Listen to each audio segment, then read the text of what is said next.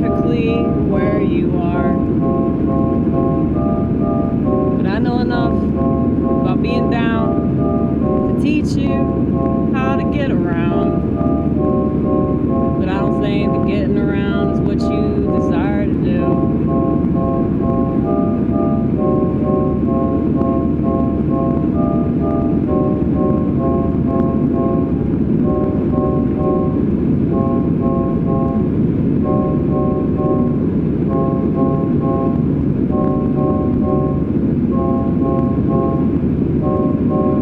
You know, I used to be way worse than what you see. Though I'm sure many would deny that I've gotten any better, but they didn't know me back then, so what could they possibly know?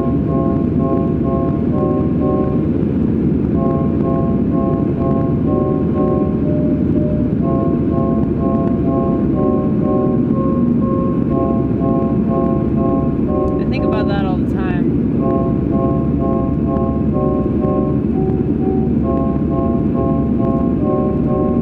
How far I've come.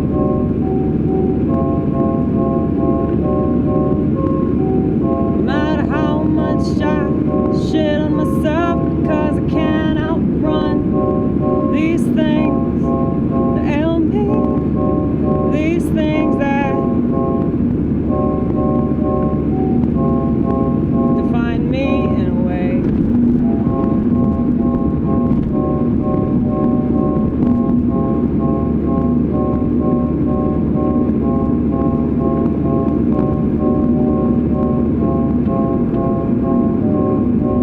I mean, it's hard. It's very hard to not let certain things define you. You know?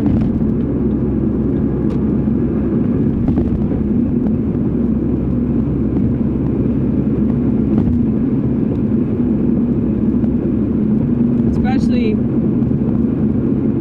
when it makes up such a significant part of your experience. It's like there's really no way to win, because in certain regards it seems like you're playing the victim, even if you're not, even if you're just like, yeah, this is what I experienced.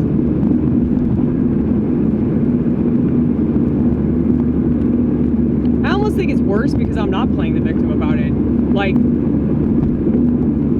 if I felt sorry for myself, people would like pat me on the back.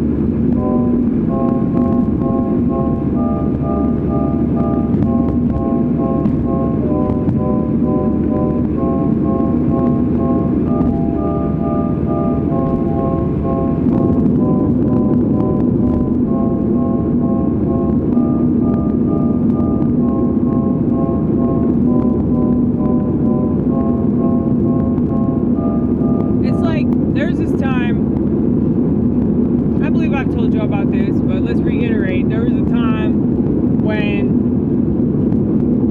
I was taken advantage of by this guy that, I mean, I liked him. I liked him.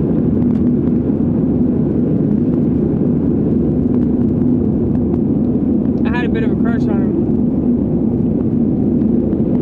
And I guess he wanted to fuck me, you know, obviously. And he sold me drugs.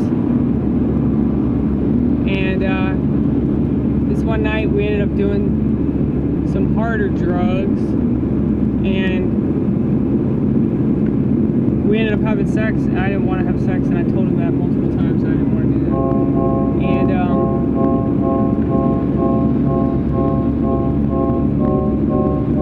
he didn't like hold me down or like force me or anything, but it was like I was just kind of in a position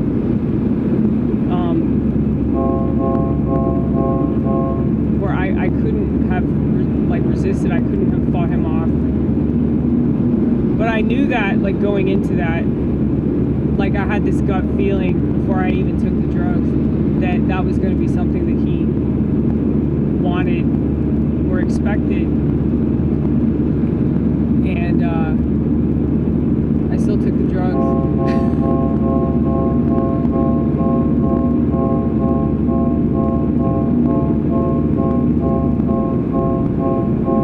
You know, when I talk about this story, like people they get on to me about it because I don't, like, I blame myself for that whole thing, you know. I say, well, yeah, it's my fault because I knew better, but I acted like I didn't.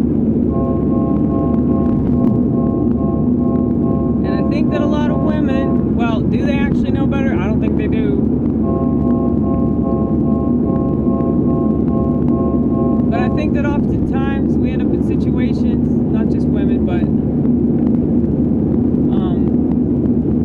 just people in general end up in situations where we're more likely to get taken advantage of by someone, and we don't say the things that we could say or that we should say or we would say if we had more self-respect.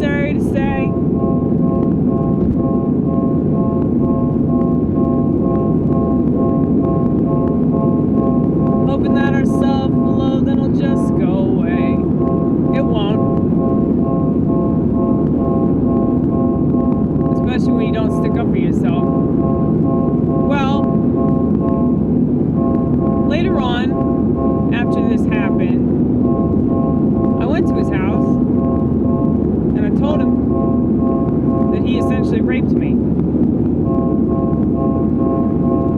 And of course he disagreed. I didn't expect any less. But the important thing was that I told him to his face exactly how I felt. And I let him know that that wasn't cool. I still took ownership. I still said, man, I shouldn't have done those drugs with you. I shouldn't have stuck around. That was wrong for me. You know, I admitted my part in the situation. And I was like, look, I just came here to tell you that. And I'm just going to buy drugs from somebody else. And he was trying to get me to stay. I guess because he thought that I was going to go to the police or something like that. I'm like, no, dude, I just needed you to know that. And I left.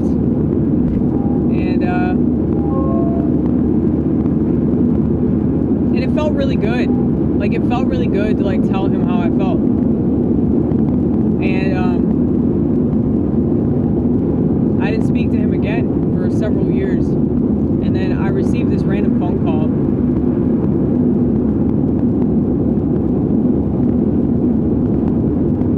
Probably, I think it was like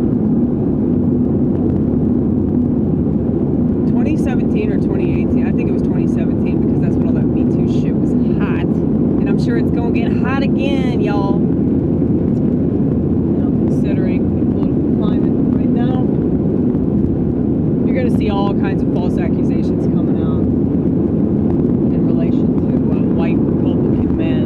Okay, mark my words, that shit won't happen. But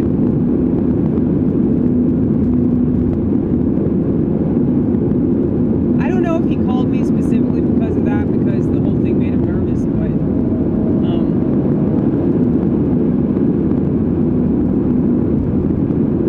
I usually don't pick up numbers I don't recognize. But something told me to pick up, and I picked up. And I recognized his voice immediately, and he goes, please, Amy, don't hang up. And he apologized to me over the phone.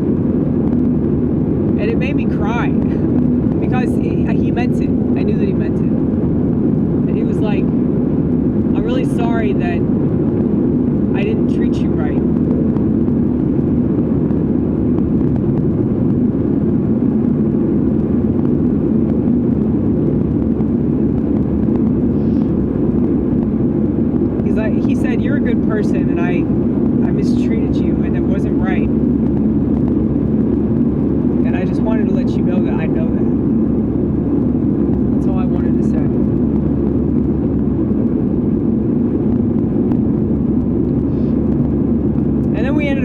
out that night,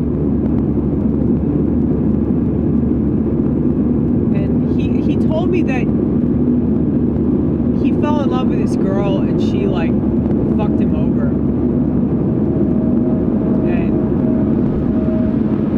like he felt really hard for this girl and she lied to him and totally used him and all this, and it just made him like reevaluate the way that he was treating people.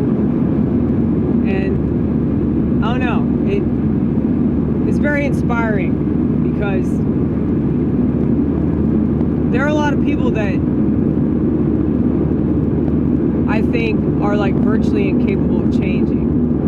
But if something happens, you know, that person goes through something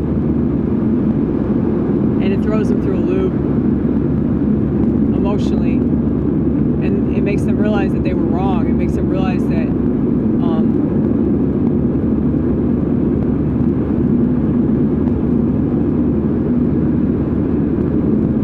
they shouldn't be treating people like they don't matter. And that is how he treated me.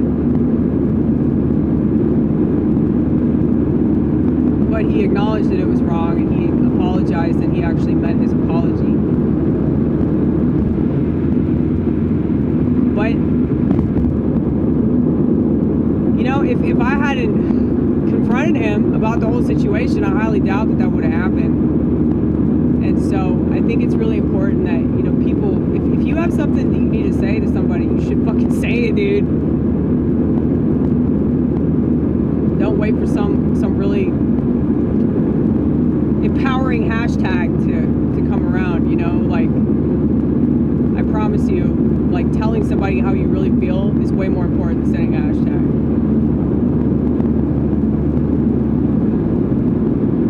Because there's a lot of stuff that I wish I could have said to people, and now they're out of my life. But if it's something that you really need to say, you better fucking say it, otherwise you're gonna regret it forever. And then you'll be like one of these fucking feminists. You know, do you want to be a feminist? Do you want to consistently blame all your problems on men when it is probably just one dude that made you upset, one dude that mistreated you? I mean, I do think that men mistreat women. I think that men like take advantage of us, but it's kind of like we put ourselves in this position to be taken advantage of, though. And we're also pretty manipulative ourselves, and you know, many women don't want to admit that. Or they just want to blame men for the fact that we're manipulative. What if we just aren't? What if we just aren't?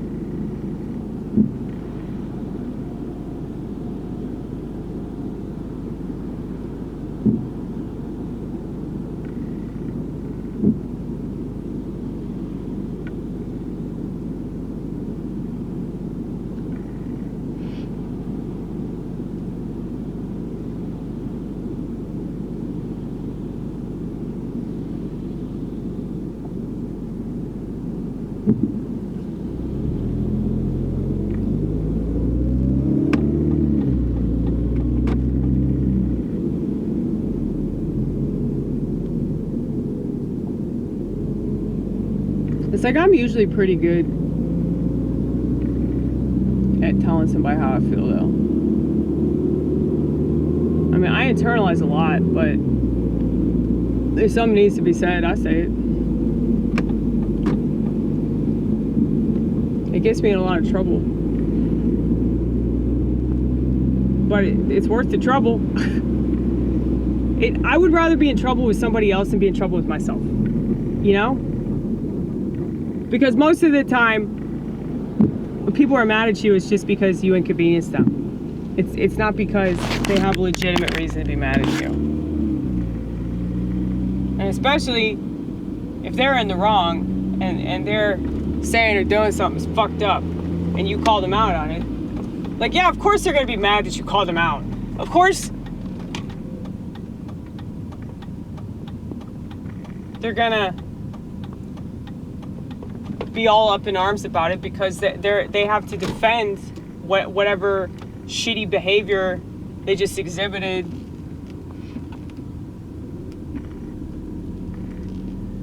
either so they can continue to behave that way, or so they don't have to feel bad about it, you know? And most people are on defense. Most people are constantly like having to protect themselves from everything. And it just seems like a lot of people in this country like that,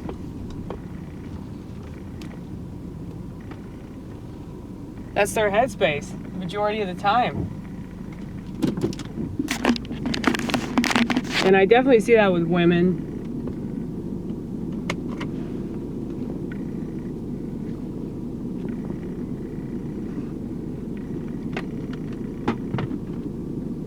I mean, like the whole thing with abortion, the reason why they're so mad about it is because they want to defend being self-destructive and selfish and irresponsible. You know? I mean, I know that there are situations that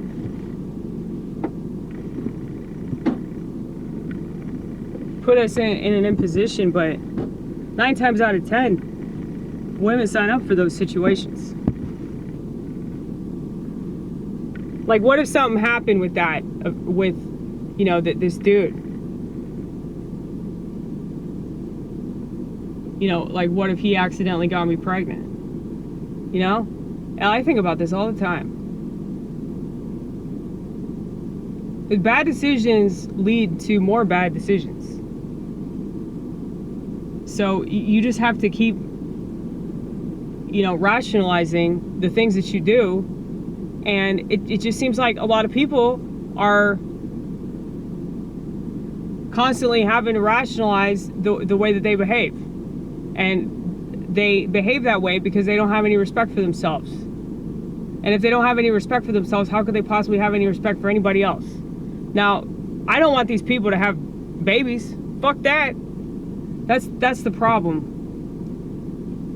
Because I can't in good conscience be like, yeah, these really irresponsible, selfish cunts that don't know how to pull out, they should have kids. They should be parents. You know, they should be forced by the state to be parents. Are you kidding? Isn't that already enough of a problem? But yeah. You know, all day long, I try to come up with solutions to problems. Because I don't think that we really have solutions.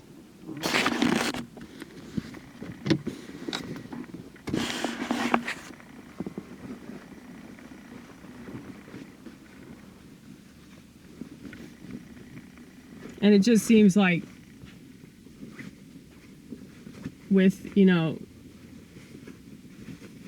politics being as much of a mess as it is, it's like they're going to need people from the outside that are probably nuts to come up with solutions that they don't have because their little pea brains can't figure this shit out, you know? Next, they all have technology that robs them of their creative potential. Do you like how I said that? Creative.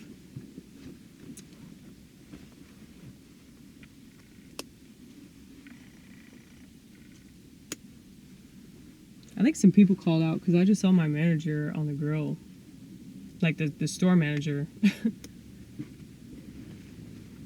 So that's probably not good, huh? But I guess we'll just see what happens tonight.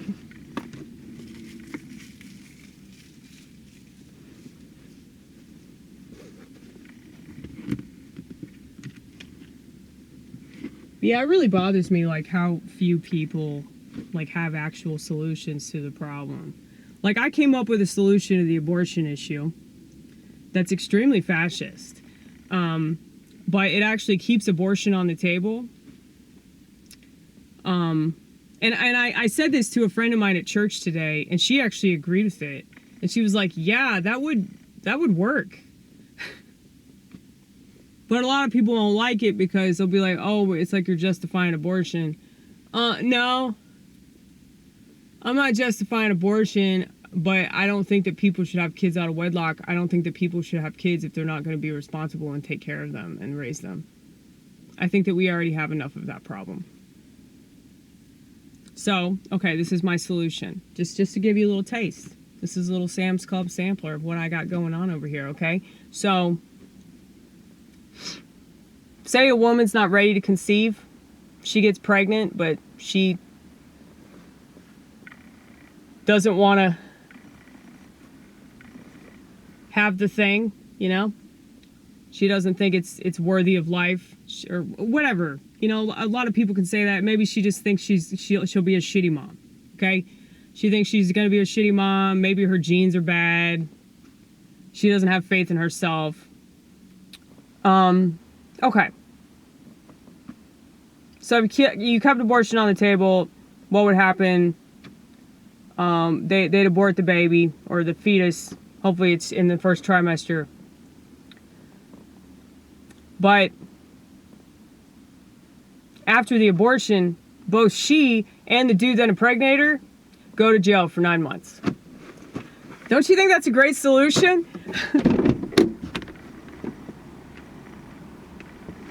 They should be punished for 9 months for making the wrong decision and being sexually irresponsible and not thinking that life matters. Okay?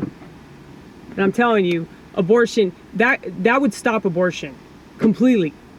If people thought, oh wow, if I have an abortion, I'm gonna go to jail for 9 months. I mean, dude, there won't be a single person having irresponsible sex ever again. I think that's a damn good solution, but a lot of people are gonna have a problem with it. They're gonna say it's a little too fascist. Honey, you're not fascist enough.